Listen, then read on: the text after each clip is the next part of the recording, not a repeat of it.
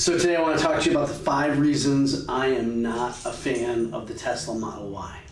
So as a quick offset to any video I would normally do on my channel about eye care and wellness, this is not one of them.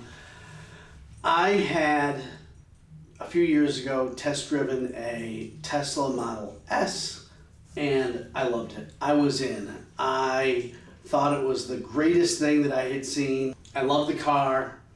So when the Y came out, I definitely wanted to be in the Y. So I ordered it, I purchased it, did not drive it, by the way, which was one of my mistakes. The major reasons I wanted it was the acceleration. I'm kind of a geek. I love the idea of the autopilot and a lot of the things that come with any of the Teslas. The 5 reasons that drove me crazy were little things, but they added up to really annoy me. So, starting at number 5, the 5th reason why I didn't love my Tesla was the Tesla engineers made the car sit low to the ground for aerodynamic reasons to be able to get better mileage. But the problem is that going over as simple as a speed bump in a parking lot, it bottoms out. It bottomed out every day as I turned into the driveway to go into my practice. And it annoyed me, and I know I was scuffing up the battery on the bottom. So I wasn't a fan of that, and there was no way to lift it other than to get bigger tires, bigger wheels. It wasn't worth the investment to do that. Number 4, and nobody seems to know this, the Tesla doesn't come with a home link button. You know, a little button that you hit the button, you program it for your garage door to open. There isn't one. So Tesla will tell you, well, it's not a big deal. We'll have one of our engineers come out or one of our team come out and we can install a home link system so that it's geo-fenced. So when your car gets close to the garage, it will open and close. But I have an app that does that, but every time I'd have to pull down my street and forget and then hit the app, open the app, hit the button. It was just kind of a pain. The home link button would have been a lot easier.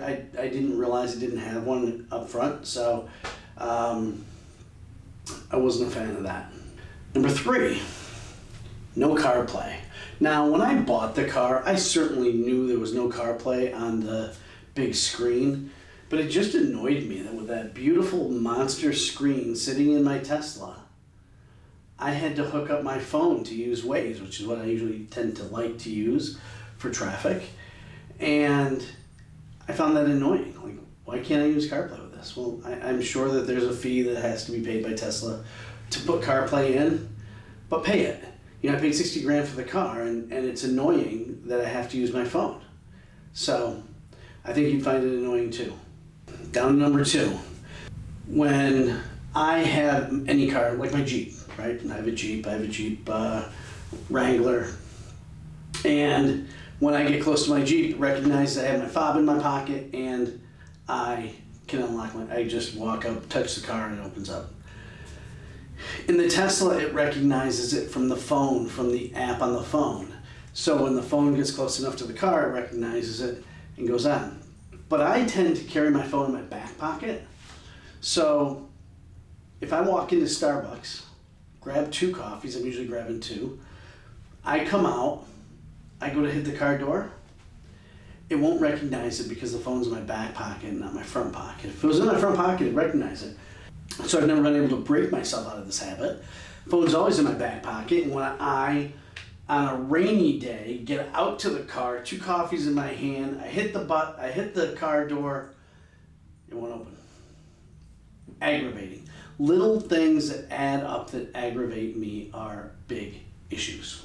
And the biggest reason why I got rid of my Tesla, I cannot stand the suspension.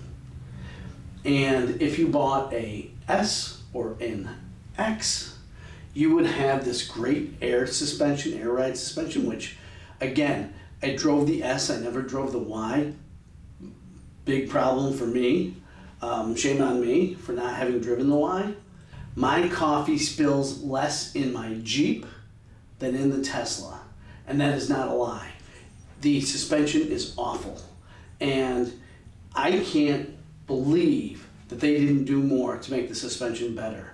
And there's a lot of things you can do to change. Again, probably spend $3,000, $4,000, $5,000 to change the suspension. Why? It's a $60,000 vehicle. If you can't make a suspension in there good enough for the average person to drive and not spill their coffee, I'll get something else, which I did. So, all in all, I didn't love the Y. I doubt I'll go back and get an S or an X just because I know the suspension is better. I thought there were so many cool things about the Tesla, but in the end, those 5 things bothered me more than they should have. So, if you're thinking about getting a Tesla, hope you watch this video. Hope those things don't bother you that much, but they bothered me. Until next time, take care.